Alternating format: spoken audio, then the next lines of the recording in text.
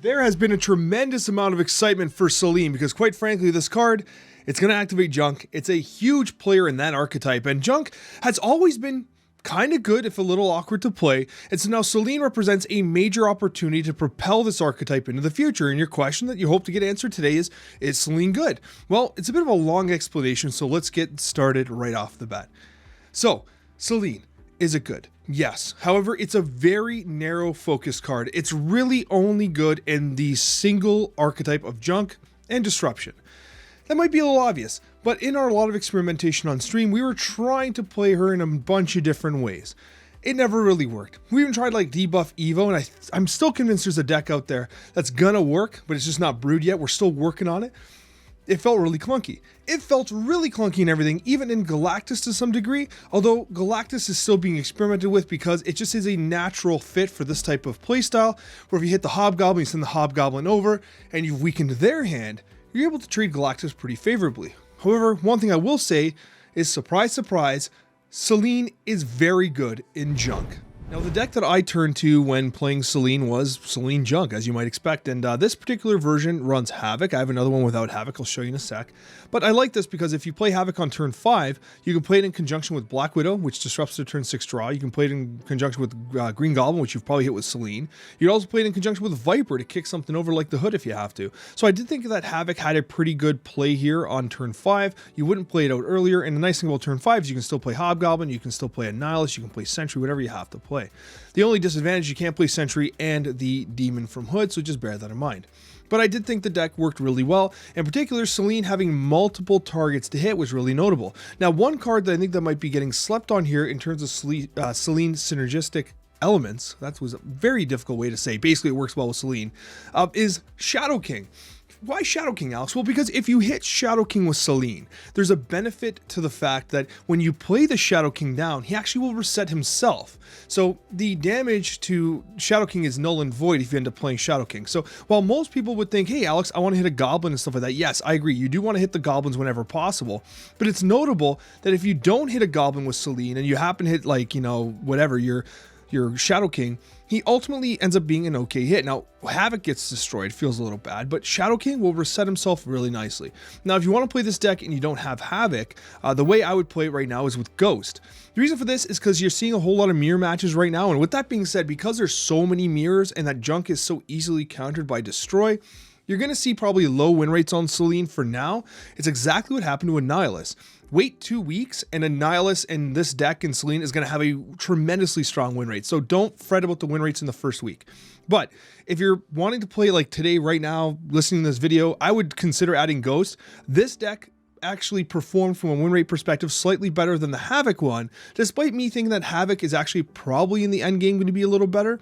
But Ghost in the current meta, well, not current meta, but the current situation we find ourselves in is probably a little stronger. But you could even include Nico in here. If you want to cut Ghost, you can put Nico in, and Nico seemed like a pretty good target as well, because you could even play like turn Selene into a Hood if you don't have Annihilus or whatever, right? There was a lot of options with Nico as well. If you're interested in checking out what the auto Selene gave us on the first day, it was this absolute monstrosity of a Debris Galactus deck with Hazmat. Now, I understand it, right? You play Debris, then you Hazmat, everything goes -1, and then you Annihilus, and you Galactus. Like, I can kind of see the play line, but it was so damn awkward. I tried playing, it was half a meme. I don't know, it wasn't worth it. But that isn't to say that there isn't some Galactus potential out here. Now, this was the Galactus deck we had brewed. I still think that there is some brewing to be done still. I think there will be a functional Selene Galactus deck, especially since, like, you Green Gob, you Hobgob, and then you Galactus, and it's pretty damn good, right? What's holding this deck back right now is that you're playing so many mirror matches, and obviously them playing Green Goblin and Hobgoblin against you sucks, right? So that's kind of what's holding back the deck. Doc Ock into Shang-Chi is kind of interesting. Doc Ock into Galactus is interesting too, because you basically blow up all their combos and then blow up all the locations. And hey, listen, I think that Orca's an unsung hero in every Galactus deck. Gives you that, like, hey, I can't play Galactus, but I guess I'll win with Orca, kind of out of your strategy there. So really like Galactus, but I still think this is what I was playing with, but I still think you're going to see a meta version of Galactus with Selene in it. Maybe we're just not there yet. Give it a couple days. And then finally, I did want to experiment with Annie by Night, or Selene by Night, I should say. The idea of using Annihilus and Werewolf by Night, which was one of the most meta decks in the last 2 months. But honestly, the change to werewolf makes it hard. It really does make it hard to really have it kind of like accelerate your game plan. Yes, with beast you get these really inexpensive, if not zero cost one drops that can really propel wolf forward, but you usually want to play sentry on 4, maybe a nihilist on 5. When do you play the werewolf? Werewolf feels like a secondary play. I don't know. I'm still brewing, I'm still working on it. This is what we came down with ultimately, but it felt far more awkward than just traditional straight up junk. Like at the end of the day, if I'm trying to push to infinite, or if I'm in conquest or whatever, I'm probably playing this list because of the meta. If you want to cut ghost for Nico, it's probably a damn good choice as well. I do think that ultimately the best version of Selene is going to be a Ravona goblins based deck with a nihilist, but hey, it's still early, and again, this card will be better 2 weeks from now than it is right now. It's only going to age like fine wine. Ultimately, an incredible Spotlight Cash week. Black Knight is going to be archetype defining for Marvel Snap's discard archetype for the time being. You also have, of course, Iron Lad, which is one of the most sought after cards. And Selene, although a little more limited, it's actually one thing I want to say. What takes a little bit of power off Selene is the change to Black Widow. Black Widow was a card that really broke my heart when it got changed. The reason for this is because going from a 2-drop to a 3-drop makes it so that you can't play Selene on turn 3. Being able to hit the Widow's Bite consistently as a plan on turn 3 would have been insane, because then they have this -4 that they have to play. The change to Black Widow definitely negatively impacted Selene. However, if you want to play Black Widow Selene on turn 4, you still can, but it feels like less tempo than you'd want. You'd always benefit more from a sentry.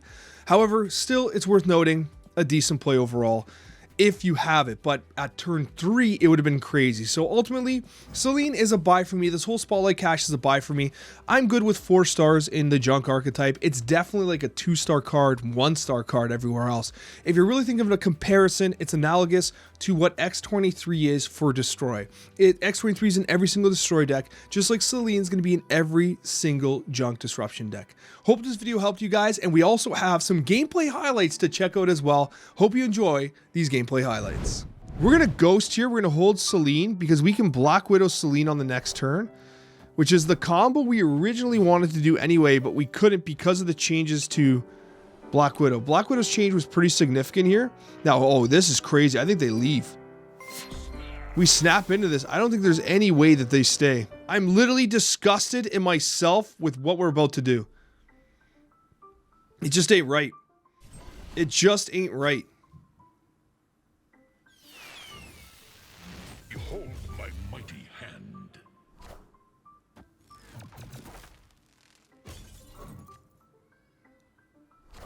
This is nasty.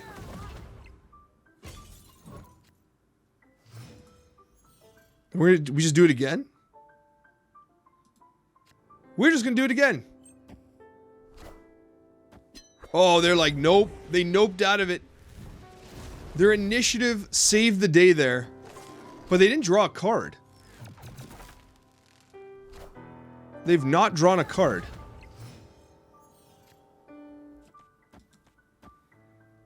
Let's see what happens here. That's a -7 Widow's Bite. They had to play 2 Widow's Bites down. Oh my gosh, they gotta leave. This is a complete disaster for them. This is an absolute disaster. Whoa, is this a second slide in? That's right, it's Editor Alex here, hours later.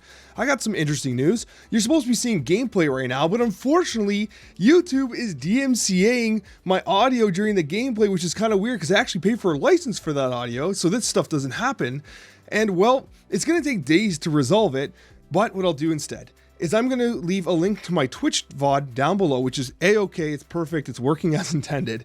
And so you can check out the gameplay from there, which is unfortunate because I did have it nicely edited and condensed and stuff. But regardless, I'll leave a Twitch link down below so you can watch the VOD. Regardless, guys, thank you for understanding. We'll get this resolved for next week, so we'll have some gameplay into the YouTube video. But in the meantime, check out the link in the description down below to the Twitch VOD where you'll find the gameplay. I love you guys, and I appreciate your understanding for this video.